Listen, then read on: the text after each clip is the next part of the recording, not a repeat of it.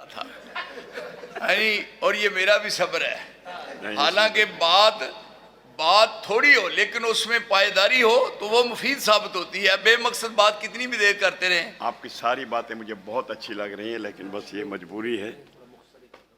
نہیں جی بالکل نہیں، بس اب تو اجازت میں تو یہ کہہ رہے ہیں کہ لوگوں کو بھوک لگی ہوئی ہے تو میں جب نہیں کہہ رہا، نہیں یہ قاری صاحب کہہ رہے ہیں جب بھوک لگی ہو تو نماز نہیں ہوتی، یہ بات صحیح ہے نا؟ تو آپ کی نماز جو ہے یہ نماز بھی اس کا بھی گناہ میرے سر پڑے گا۔ میں تو اگر اب سے شروع ہو جاؤں 2 3 4 گھنٹے، میرا تو معمول ہے۔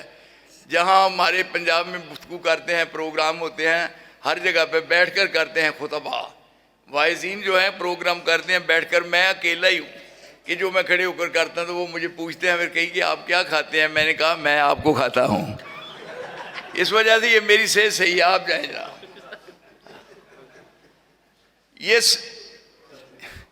یہ سیدنا علی رضی اللہ تعالی عنہ، ان کی والدہ فاطمہ مسلمان ہوئی، اور دیکھیے جب علی دودھ پیتے تھے تو اپنے بچے کو دودھ پلا کر کے جب وہ لٹا دیتی تو اوپر کپڑا دیتی فاطمہ۔ جب کپڑا دیتی تو آپ کو بیدار ہوتے تو اپنے پاؤں سے وہ کپڑا پھاڑ دیتے، ایک دفعہ، دوسری دفعہ، تیسری دفعہ۔ تو ایک دن کہنے لگی انت حیدر، حیدر کا معنی ہے پھاڑنے والا، یاد رکھنا۔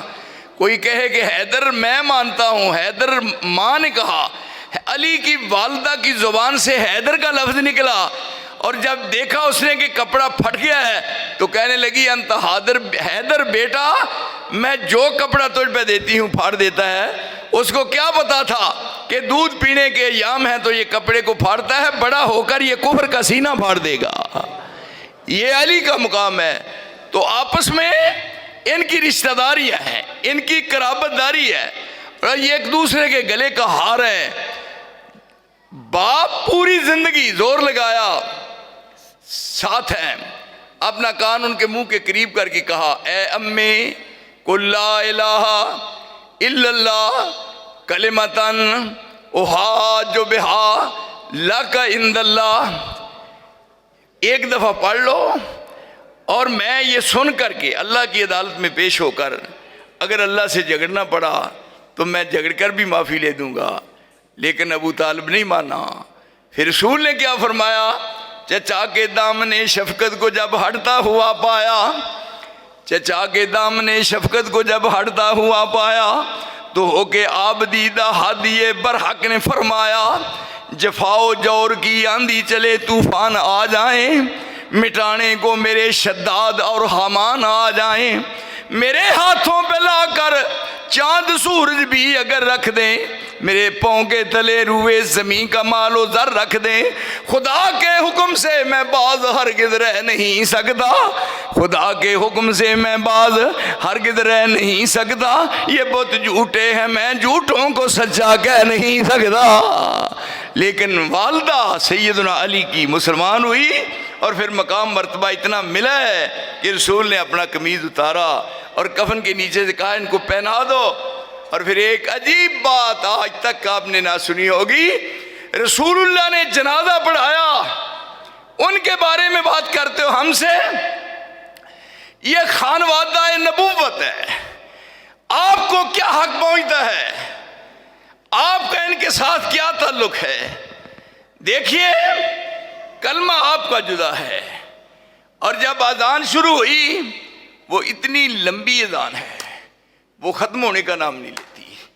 یہ اذان رسول اللہ نے بلال کو اذان جو سکھلائی وہ اذان کون سی تھی؟ جو ابو محذورہ نے اذان کہی وہ کون تھی؟ عبداللہ بن ام مکتوم نے جو اذان کی وہ کون سی تھی؟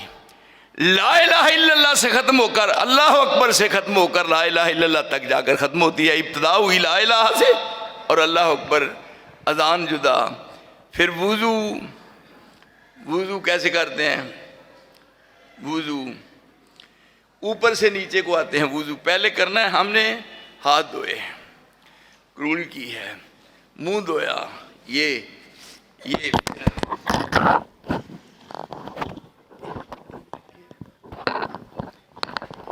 لیے بھی میرے کو ڈرتا ہے.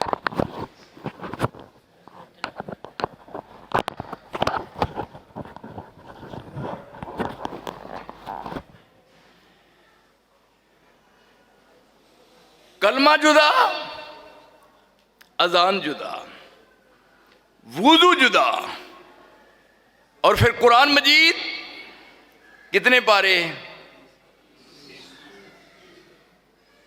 یہ کو ماننے والا مان سکتا ہے؟ قرآن کے کتنے پارے؟ 30. لیکن ساتھی کیا کہتے ہیں؟ 40. وہ 10 کہاں گئے؟ وہ کہتے ہیں کہ عائشہ کی بکری کھا گئی ہے. میں نے ایک ملنگ سے پوچھا کہ وہ مجھے بتلاؤ وہ 40 پارے تھے، ان میں کوئی آیت ایسی ہے جو آپ کو یاد ہو؟ کہنے لگے مجھے تو نہیں یاد. مجھے یاد ہے.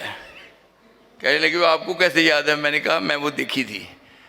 وہ کہنے لگے وہ کون سی ہے؟ میں نے کہا وہ ہے کہ اذا لقیتم الفقراء فاضربوہ بالنعلین، جہاں کہیں آپ کو ملنگ مل جائیں جوتے مار مار کر ان کا دو نکال دو. یعنی ہر چیز جدا ہے. یہ کون ہے جس کے بارے رسول نے فرمایا؟ سنیے بات مکمل کر دوں. آپ فرما رہے ہیں مشرق سے مغرب، شمال سے جنوب، آسمان کی چھت کے نیچے، اس پورا اس صفحہ ہستی پر جس نے مجھ پہ کوئی احسان کیا میں تمام کا بدلہ چکا چکا ہوں. کسی کا میرے ذمے کوئی معاملہ نہیں ہے کہ کسی نے مجھ پر احسان کیا ہو اور میں بدلہ نہ دیا ہو. لیکن آپ زبان نبوت سے اعلان کر رہے ہیں کہ جس کسی نے مجھ پر کوئی احسان کیا میں اس کا بدلہ دے چکا ہوں. اگر کوئی ہے تو میں بدلہ دینے کو تیار ہوں. لیکن آپ فرما رہے ہیں میرے صحابہ صدیق کا میں دنیا سے مقروض جا رہا ہوں، قیامت کے دن اللہ میرا قرضہ اتارے گا. میں صدیق کے احسانات کا ساری زندگی بدلہ چکا نہیں سکا. اندازہ فرمائیے. اور ابو بکر صدیق نے فرمایا تھا مجھے 3 چیزیں ساری دنیا سے پیاری ہیں. 3 چیزیں ساری دنیا سے 3 چیزیں پیاری ہیں. آپ بھی بعض چیزوں سے پیار کرتے ہیں. فرمانے لگے کون کون سی چیز؟ پہلے آپ نے فرمایا مجھے 3 چیزیں بہت محبوب ہیں. پہلی چیز تو یہ ہے کہ عورتوں کو عزت کی نگاہ سے دیکھا جائے ایک بار. دوسری نماز میری آنکھوں کی ٹھنڈک ہے، قرۃ عینی فی الصلاۃ. اور تیسری چیز فرمایا مجھے خوشبو بڑی پسند ہے. خوشبو یعنی خوشبو رسول کے پسینے سے خوشبو آتی تھی لیکن آپ پھر بھی خوشبو استعمال کرتے ہیں. پاس صدیق اکبر بیٹھے ہوئے تھے، کہنے لگے مجھے بھی 3 چیزیں بڑی محبوب ہیں. کون کون سی؟ فرمایا پہلی چیز میری یہ ہے کہ انفاق مالی فی سبیل اللہ، اللہ مجھے مال دے، میں اللہ کے دیے ہوئے مال کو اللہ کے راستے میں خرچ کر دوں. دینے والا وہ، اور وہ جو اللہ مجھے دے میں رب کے راہ میں لٹا دوں. اور پھر عملی طور پہ کر کے دکھایا.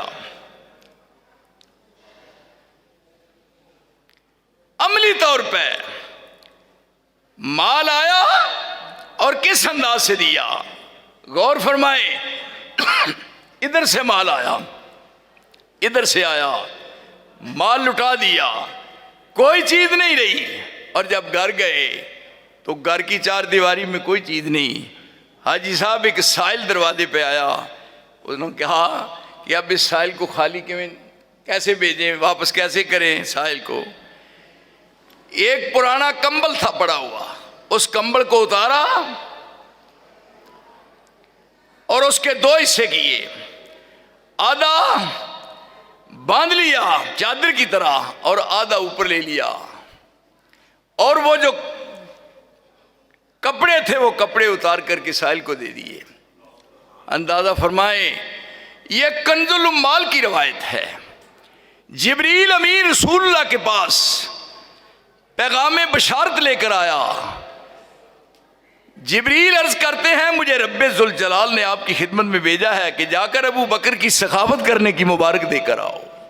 یہ صدیق کا مقام ہے. آپ دیکھ کر حیران ہو گئے.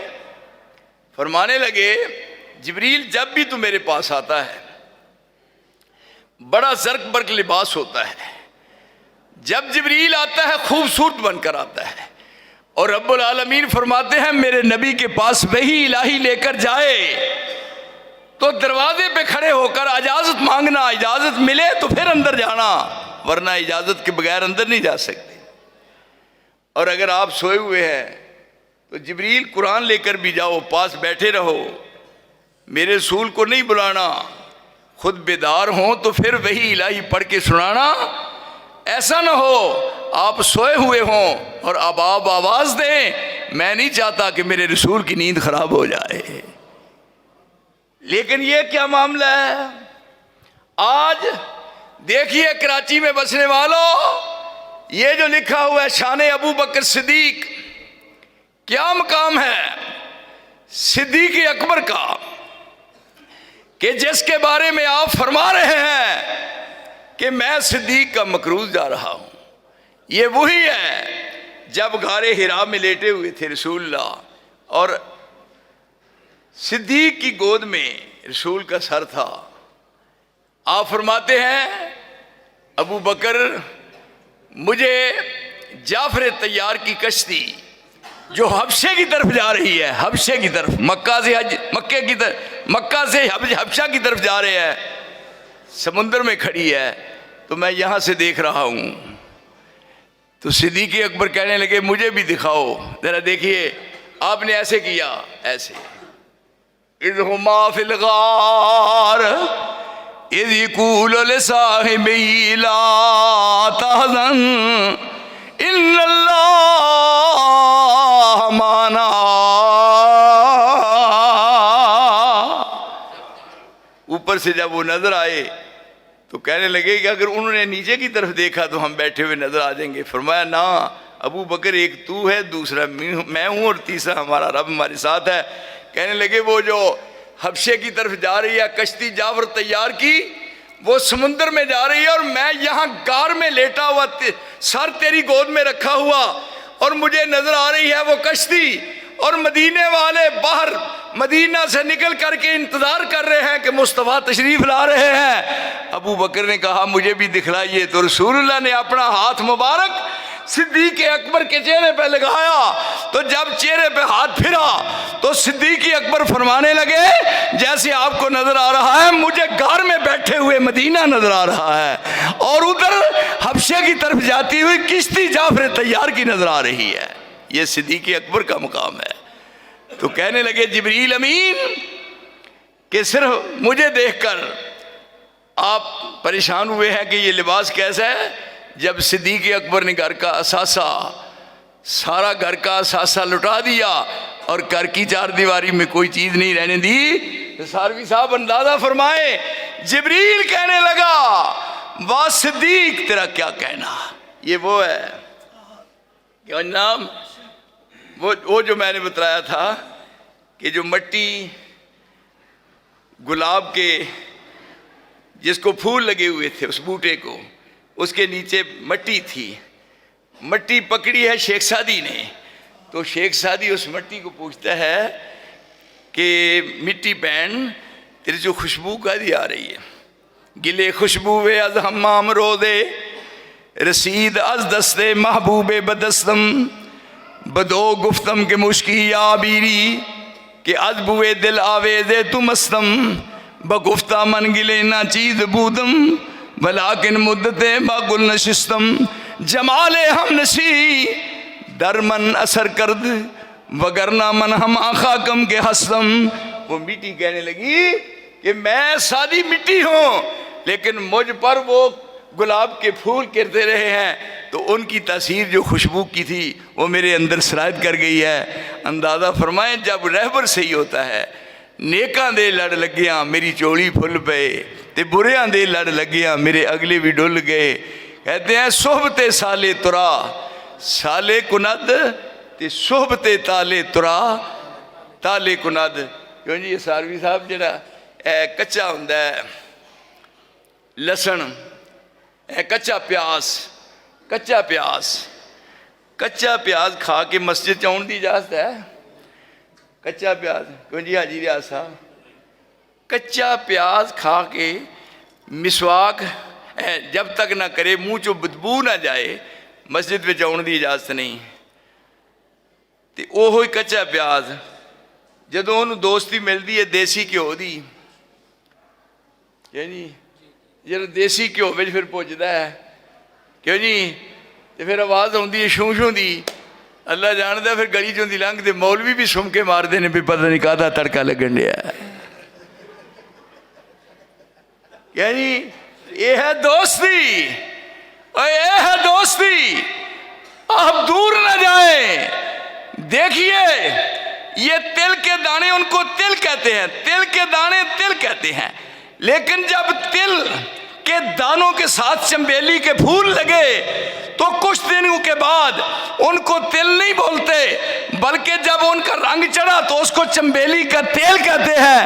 اور اگر چنبیلی کے پھول وہ تلوں کے دانوں میں مل جائے تو چنبیلی کا خوبصورت وہ خوشبودار تیل بن جاتا ہے. اور میرے دوست ابھی بھی نہ سمجھیں, چاہ پین لگ دے ہو پانی اتنے رکھیا ہے تے پتی پان دیو تھوڑی کہ نہیں, کئی بندے آتے نا پتی کٹ رکھے ہو تو کئی کہتے ہیں ذری تیز کر کے رکھے ہو تاکہ ذرا نشہ آ جائے, پتی تیز ہو گئی.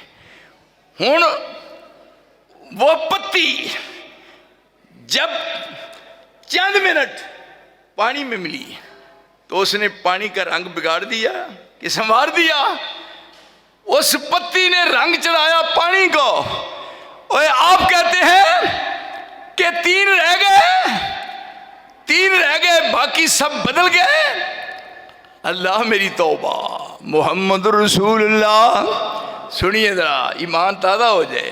محمد رسول اللہ والذین معه اشداء علی الکفار رحماء بینہم تراہم رکعا سجدا یبتغون فضلا من اللہ ورضوانا سیماہم فی وجوہہم من اثر السجود ذالک مثلہم فی التوراۃ ومثلہم فی الانجیل کزرع اخرج شطأہ فآزرہ فاستغلظ فاستوى علی سوقہ یعجب الزراع لیغیظ بہم الکفار وعد اللہ الذین آمنوا وعملوا الصالحات منہم مغفرتا واجرا عظیما.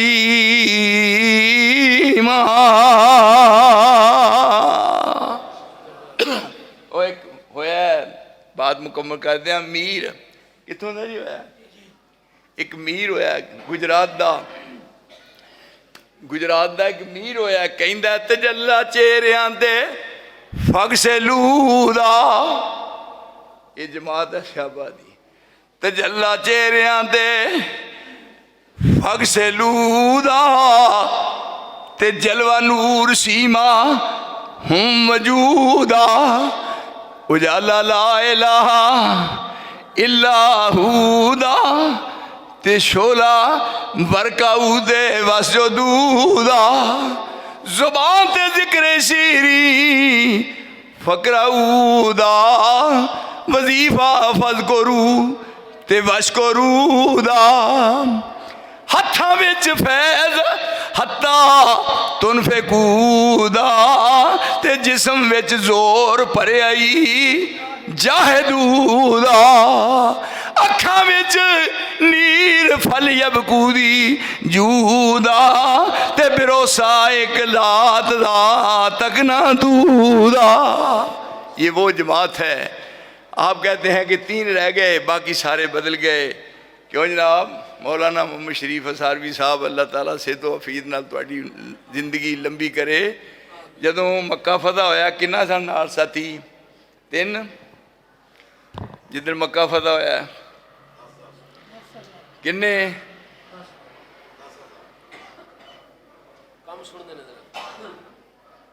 کنے ہیں؟ تین. کتنے؟ تین. اذا جاء نصر اللہ آخری آیت. شیعہ کہتے ہیں تین رہ گئے, ابو ذر, سلمان تے مقداد.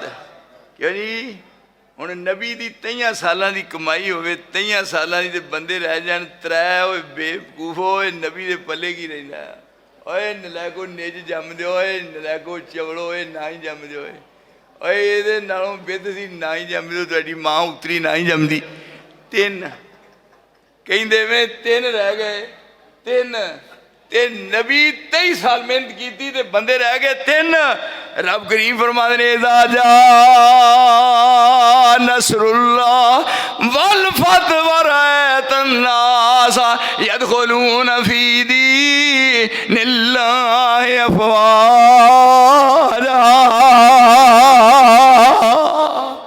10,000 دا لشکر ہے انشاءاللہ الرحمن زندہ رہے تو اللہ سے تو حفیظ نہ نوازے تو پھر ملاقات ہوئے گی اور ساری اگلیاں پچھلیاں کسنا نکل گیا لیکن میرے نا وفاداری کرنی ہے وہ کہنے کیا سی کہ ہم وفا کرتے رہے تم جفا کرتے رہے فرض دونوں ہی اپنا ادا کرتے رہے بسم اللہ الرحمن الرحیم الحمدللہ رب العالمین یا الہ العالمین یا رب العالمین یا غیاث المستغیثین یا ارحم الراحمین یا حی یا قیوم برحمتک نستغیث یا رب لک الحمد کما ینبغی لجلال وجہک و عظیم سلطانک یا رب لک الحمد کما ینبغی لجلال وجہک و عظیم سلطانک ربنا آتنا فی الدنیا حسنہ وفی الآخرت حسنہ وقنا عذاب النار ربنا تقبل منا انک انت السمیع العلیم وتب علینا انک انت التواب الرحیم